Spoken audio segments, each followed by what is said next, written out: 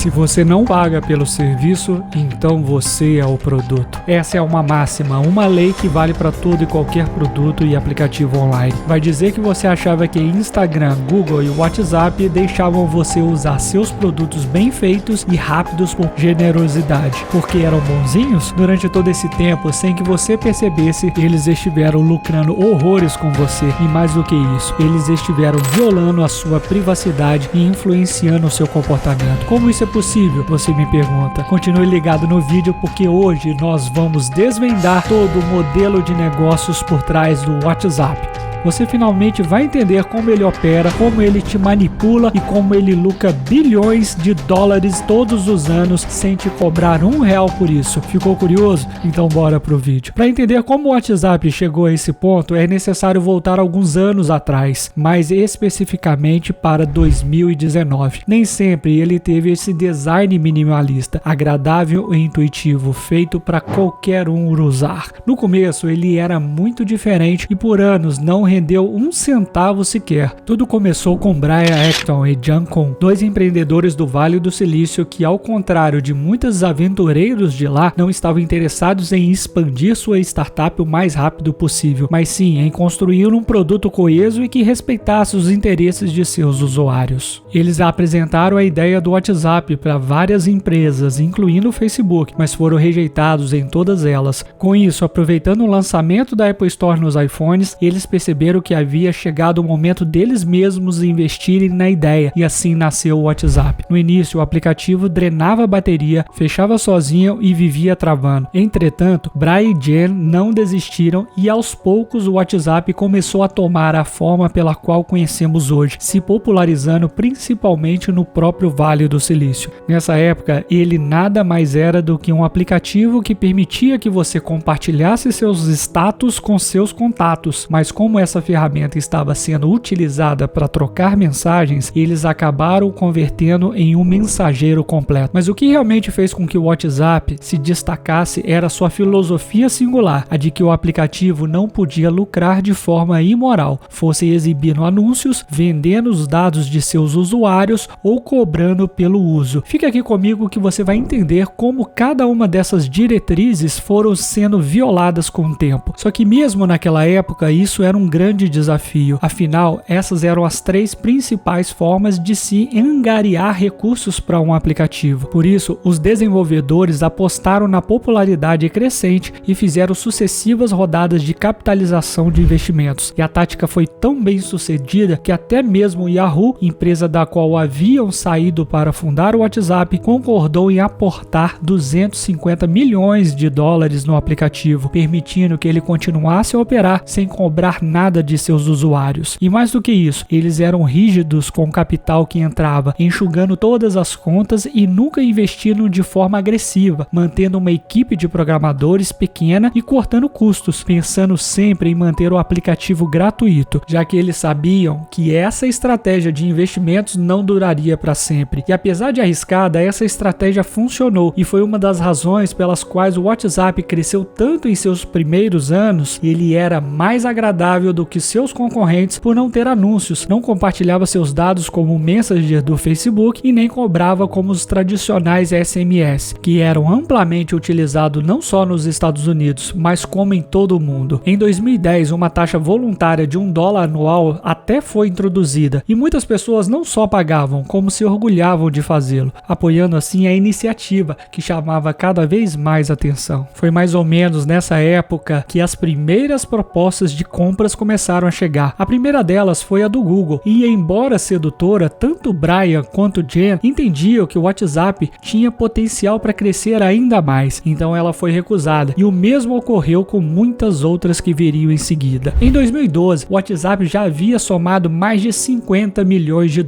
em rodadas de investimento e tinha um valor de mercado avaliado em $1,5 bilhões, e tudo isso sem ter gerado um único centavo de receita. Tudo que ele tinha feito até o momento era vender a ideia de que seria um grande negócio, sem ter tornado de fato um. Seu único ativo era sua extensa base de usuários, mas o que fazer com ela, já que era contra as diretrizes do aplicativo usar ou compartilhar seus dados. Valores esses que seriam destruídos lá na frente, você vai ver só. Eles precisavam encontrar uma forma de monetizar o aplicativo sem violar seus valores e ideias, mas a questão era como, e agora que vem essa resposta. Fica aí que eu vou te contar. Tudo mudou no momento em que Brian e Jen receberam uma ligação vinda do escritório do Facebook. Mark Zuckerberg, logo de cara, oferece 19 bilhões de dólares pelo aplicativo, um valor quase 10 vezes maior ao que a empresa era avaliada naquele momento específico, mas nem foi esse o detalhe que os convenceu. Zuckerberg, que tratou da aquisição pessoalmente, prometeu que toda a cultura do WhatsApp seria mantida e que ambos os criadores teriam autonomia para continuarem a administrar o aplicativo como bem entendesse. Um monte de promessas vagas que eles se arrependeriam amargamente de terem ouvido no futuro. No fundo, era uma proposta boa demais para ser verdade, e Zuckerberg já tinha em mente o que fazer com o WhatsApp, e era por isso que ele estava disposto a pagar tão caro por um app que não dava lucro. Na época, ele chegou a declarar que a compra era porque o WhatsApp era um concorrente direto do Messenger, e isso fez com que ambos os criadores fossem iludidos com a proposta, acreditando que haviam encontrado a saída para todos os problemas e riscos do WhatsApp, quando na verdade estavam entregando de bandeja para o inimigo. Com a aquisição aprovada em todo o mundo, se especulou que o WhatsApp se tornaria o novo mensageiro do Facebook e do Instagram, quando na verdade a intenção do Zuckerberg era mantê-los separados, mas unificar a base de dados de todos os seus serviços. Com milhões de usuários ativos em todo o mundo, no momento em que a compra foi aprovada, o Facebook ganhou acesso aos contatos, fotos e números de todos eles. Só que até aquele momento havia um obstáculo: a criptografia. O WhatsApp não era capaz de ler as conversas de seus usuários. Só que em 2015, apenas um ano depois da compra ser finalizada, o Facebook começou a desmontar toda a privacidade, cravando a primeira briga entre Zuckerberg e os fundadores. E é justamente agora que as coisas vão começar a esquentar. Mas antes, caso você esteja gostando do vídeo e goste de histórias de empreendedorismo e negócios de sucesso, se inscreva no canal, curta e compartilhe. O grande atrativo do WhatsApp lá no início havia sido sua privacidade e segurança, mas Zuckerberg não se importava com isso. O CEO do Facebook acreditava que a base de usuários já estava consolidada ao ponto em que se estaria disposto a abrir parte de sua privacidade para continuar usando o app. Brian e Jen até tentaram lutar contra a mudança, oferecendo alternativas e saídas, mas todas sem sucesso. E em 2016, 2 anos após a venda, o WhatsApp foi inserido integralmente nas bases de dados do Facebook, permitindo que fosse moldado e explorado por Zuckerberg como ele bem entendesse. E não tardou para que ele fizesse isso. Na verdade, é muito provável que ele já estivesse usando os dados dos usuários antes mesmo de oficializar essa união. Quando anúncios direcionados foram implementados, que são aquelas propagandas suspeitas que aparecem no seu celular após você dizer que queria comprar tal coisa em uma conversa com alguém, Brian e Jen desistiram, pois perceberam que sua ideia de privacidade e segurança havia sido jogada no lixo. Com isso, eles romperam o contrato, perdendo mais de $1 bilhão